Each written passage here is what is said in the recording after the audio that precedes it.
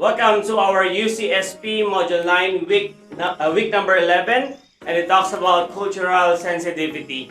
And today we're going to talk about how we are sensitive or how we are insensitive to our cultural exposure. The way we are being exposed to different culture, how we initially react to our experiences every time we encounter different kinds of culture. For this subject matter, our learning objectives would be to increase our cultural sensitivity. Secondly, to avoid cultural prejudices or biases. And number 3 is to understand differences. So these are the things that we are going to tackle for our module number 9 for this week 11 before we undergo our summative examination for next week.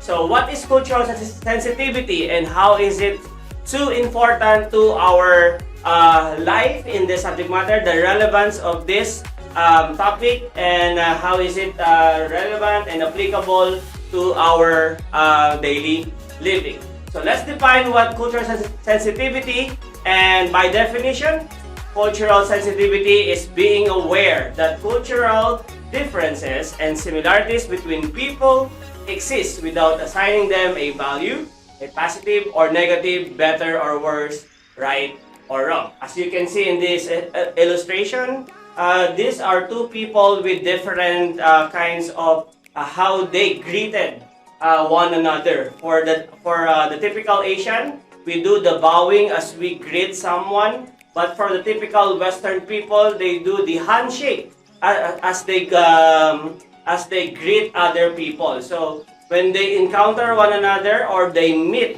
and then one is bowing, one is shaking, wants to shake the other's hand. So yeah, it's a cultural differences, and sometimes if you are not aware of others' culture, maybe you will be insensitive, maybe you will be shocked, maybe you will be even confused of what's going on or what's happening or what are you doing. So those questions are sometimes being asked every time that we are confused to other culture.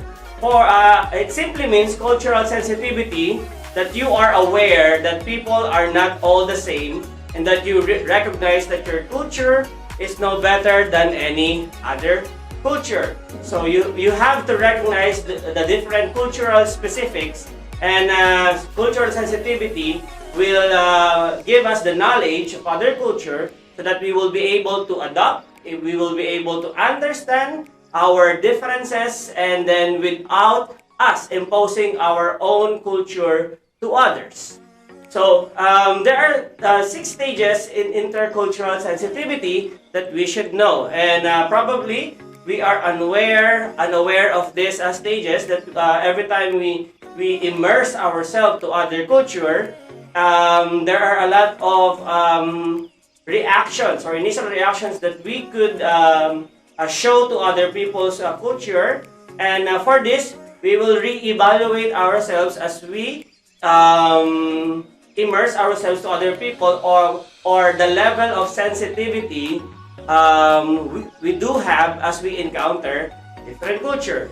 So these are the 6 stages. Number 1 is denial, number 2 is defense, number 3 is minimization, number 4 is acceptance, number 5 is adaptation, and number 6 is integration. So let's talk about this one by one. For number 1 is the stage, which is the first stage of being cultural sensitive, which is in the spectrum sensitivity from stage 1 to stage 6, insensitive to sensitive. Okay, so stage 1 is probably at the stage of you are being insensitive. So stage 1 is being a denial. In this stage is often created based on the belief that a person's culture is the only real culture. So, meron kang tinatawag na dogmatism. So, you are being so ethnocentric as if you only believe in one culture, and that culture is the only culture you believe. So, every time you encounter different culture, you are being you deny their culture. No, that's not a culture. That is a backward society. That is not true. That is not real. So our culture is better than yours. So you are denying them. Okay, so as if you are better than the other. So you are in the stage of denial. Kasi nga, syempre, at first, you are shocked na nakikita mo yung kultura ng iba na kakaiba sa kultura mo. Kaya ngayon, ikaw ay dinadeny mo, teka, anong klase kultura yan? That's not a culture. My culture is definitely, absolutely superior than this culture. Okay? So, meron kang initial knowledge at nagkakaroon ka ng cultural biases. Kaya, dinedeny mo yung ibang kultura. To the point that you only believe that there is one culture. And dapat yung kultura mo lang ay yung nakikita mo sa ibang kultura. So, that is stage of denial. Number 2 is the stage of defense. Okay, so medyo pero nasa spectrum ka pa rin ng insensitive. At this stage of cultural sensitivity, people recognize some differences but see them as negative because they assume their culture is the most evolved and the best one. So, ethnocentric ka pa rin. So, you recognize na mayroong ibang kultura but still dinidepensa mo na yung kultura mo is mahigit na mas mabuti, higit na mas magaling, higit na mas mahusay kaysa sa kultura ng iba. So, parang the word itself, defense, okay? Pinagtatanggol mo yung kultura mo na mas mahusay, mas magaling, mas matibay, mas maunlad. Kaya nga sabi dito, you assume, okay? From the word assume, talagang pinapalagay mo that your culture is the most evolved, the best one. So, defense.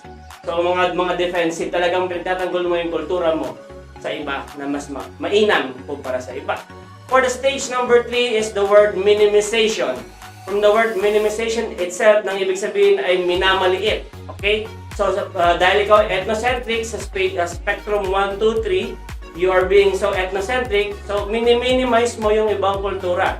So, tingin mo sa kanila ay maliit. For example, we Filipinos are being belittled by our American friends.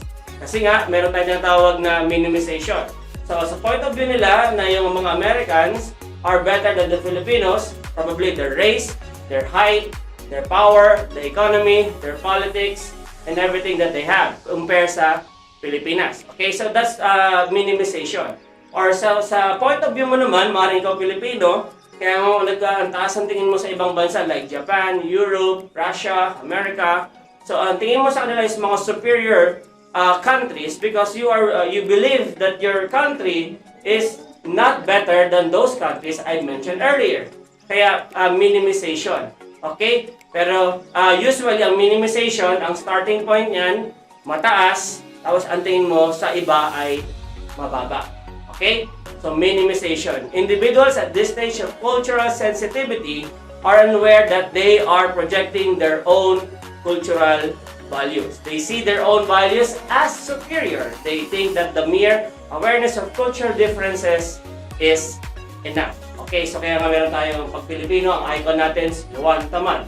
Pag America, ang icon natin si Uncle Joe. So, basically sa spectrum, sa relationship, ng social status, okay? So, mas mataas si Uncle kaysa kay Juan. So, si Juan mas bata, Uncle mas matanda.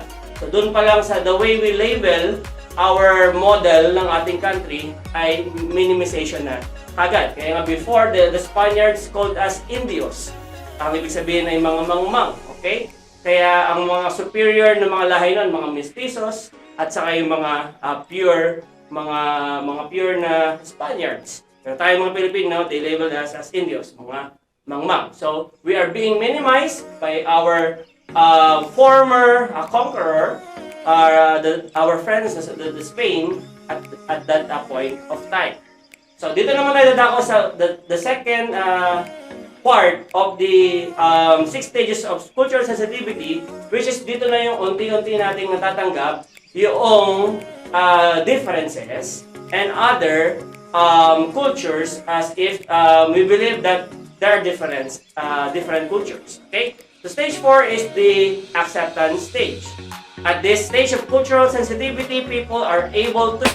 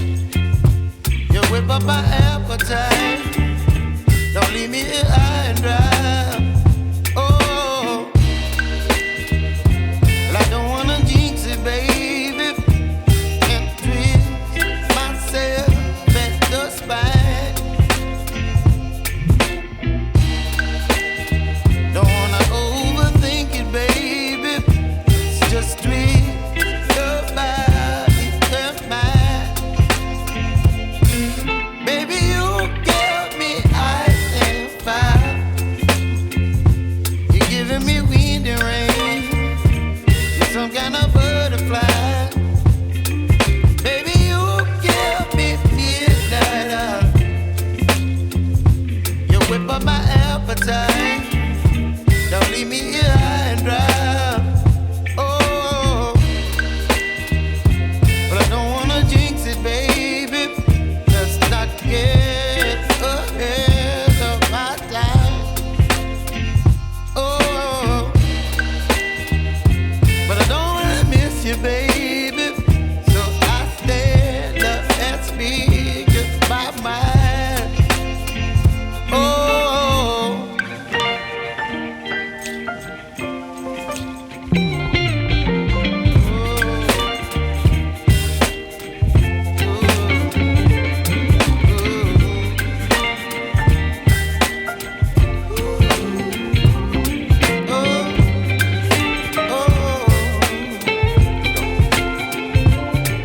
baby, you give me ice and fire.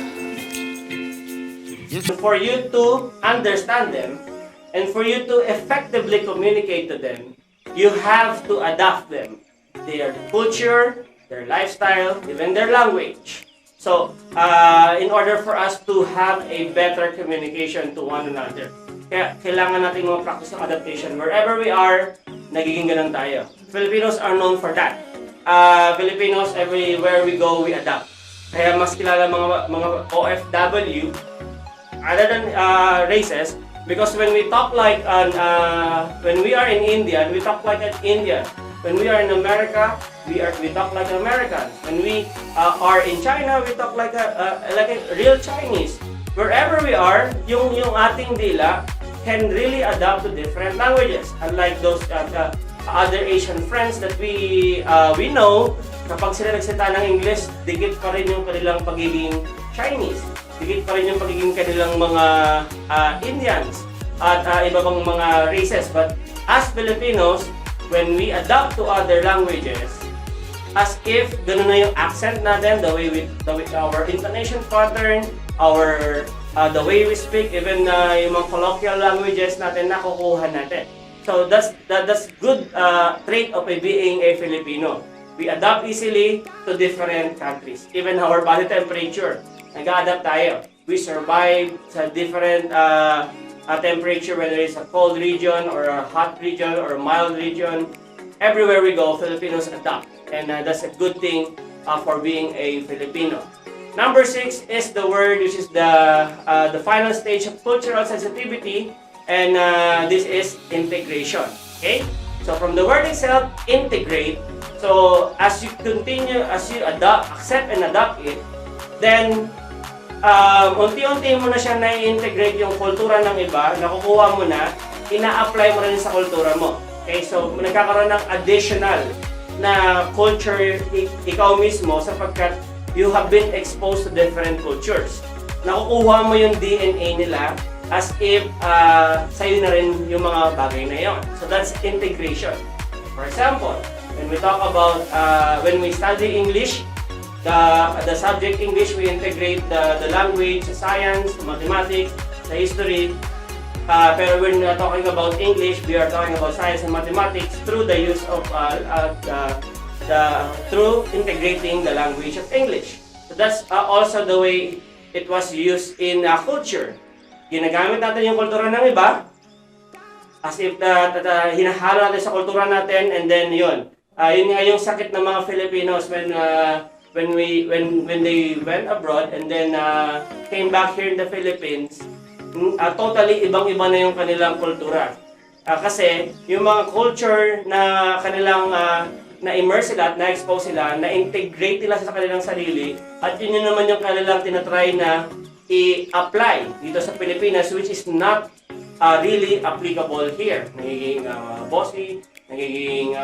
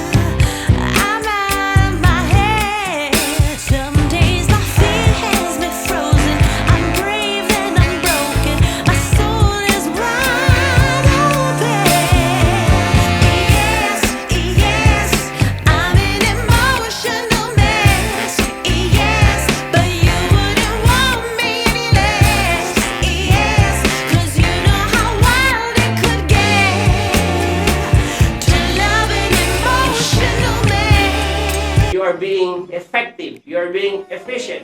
You can be in different cultures. Okay, so because you know and you understand the other cultures and their differences. So if we evaluate ourselves, like for example, ikaw mismo ay pumunta ka sa kultura ng mangyan, ikaw ba ay masashock? Ikaw ba ay magkatawanan mo sila? Ikaw ba ay insensitive? Or are you able, or will you be able to understand them, study them, immerse them, or effectively communicate to them? So, are you competent to go to other country with different culture? Or feeling mo mahirapan ka kasi una pa lang language, mahirapan ka? At sa tanong natin mga Pilipino, if we hardly speak English, meron tayong tinatawag na nosebleed, takot tayong dumugo ang ilong kapag tayo ay humarap sa mga speaking English people. Okay? Or even other countries, because we know that English is the universal language. Wherever we go in this world, it's a mandate that at least we know two languages. One is our native tongue or mother tongue, and secondly, the universal language, the English. Okay? So, for you to be culturally competent, you have to be aware. Okay? Aware of your personal reaction. Okay? Ikaw ba ay magugulat kapag nakita ka ng ibang kultura? Attitude.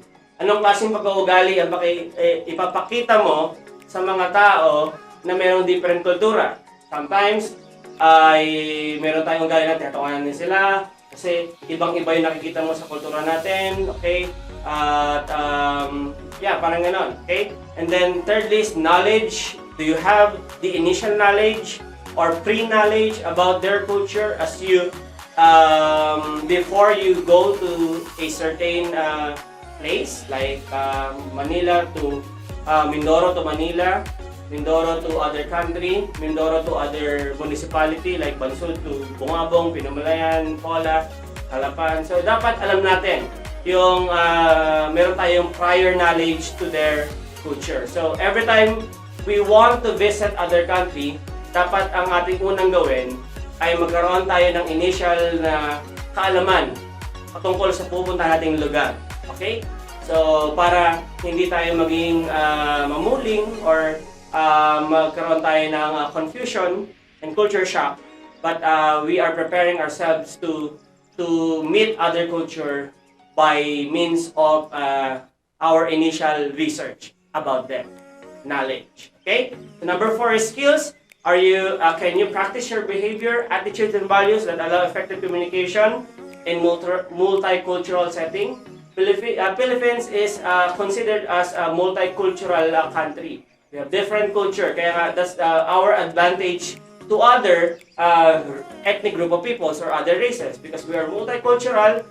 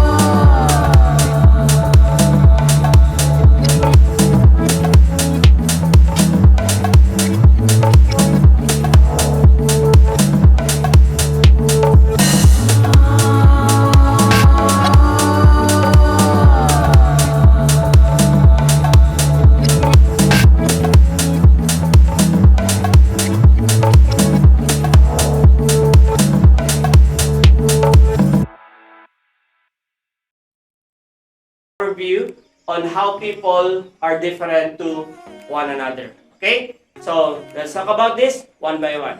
For example, the initial contact. Okay? When we talk about initial contact, it is the first time you meet. Okay?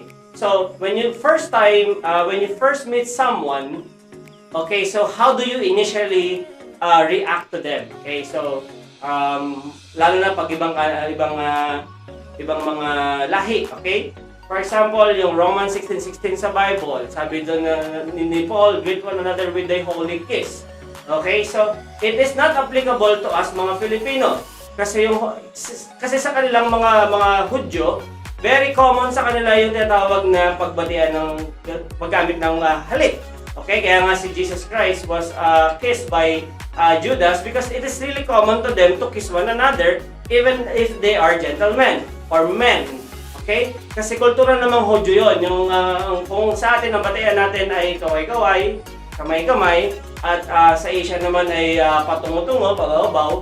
Sa mga Hudyo naman, ang kanilang common greetings ay natawag nating they kiss one another with a holy kiss. Okay? So, yun yung kanilang practice.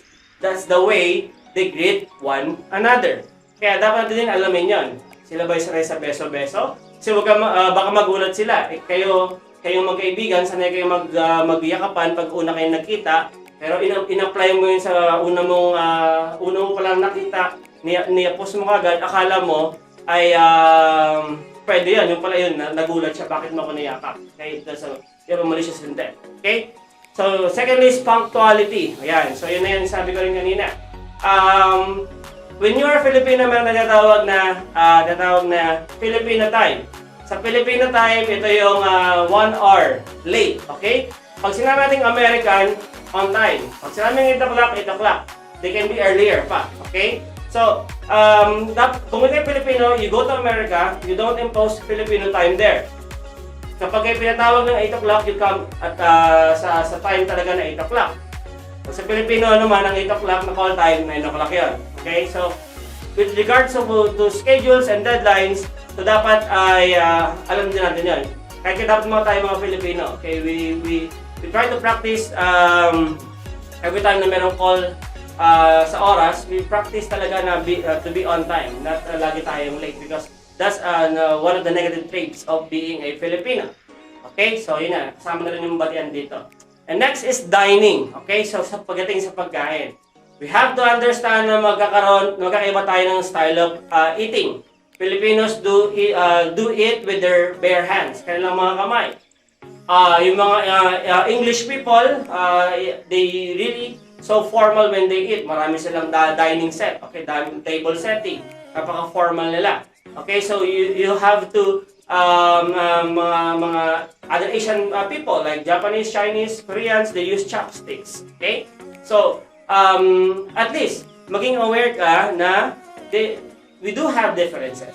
Okay, so when you are Filipino and you eat to a formal setting, syempre dapat you do not use your hands in a formal setting. You use the fork and spoon and other utensils in front of you. Okay, so magugulat sa iyo yung mga makakasalamuha mo kapag ginawa mo 'yan. Okay, baka pagkamalang ka pa nila na ikaw ay disrespectful. Okay? Now, secondly is body language and gesture. Okay, so dapat mo unawaan ito na magkakaiba tayo ng form of gesture. Na sa atin ito ganito madali, maaaring sa iba ay iba. Sa atin ganito ay babay, maaaring sa kanila ay kamusta. Okay, so mga body language natin, lalo na yung mga monarchs, okay, mga kings and queens, meron silang mga gestures talaga na kapag ginawa nila yon, biglang dadatingan yung mga guard, biglang magkakaroon ng ayos. So, may mga body gestures tayong iba't iba. Okay, so dapat natin alamin din yung ibang mga body languages natin and our gestures. Okay, so that's it for us. That's all about cultural sensitivity. In summary, it is how you become sensitive to different cultures. Okay, so we do not want you to become insensitive to other cultures. And in order for us to become sensitive, we have to understand them.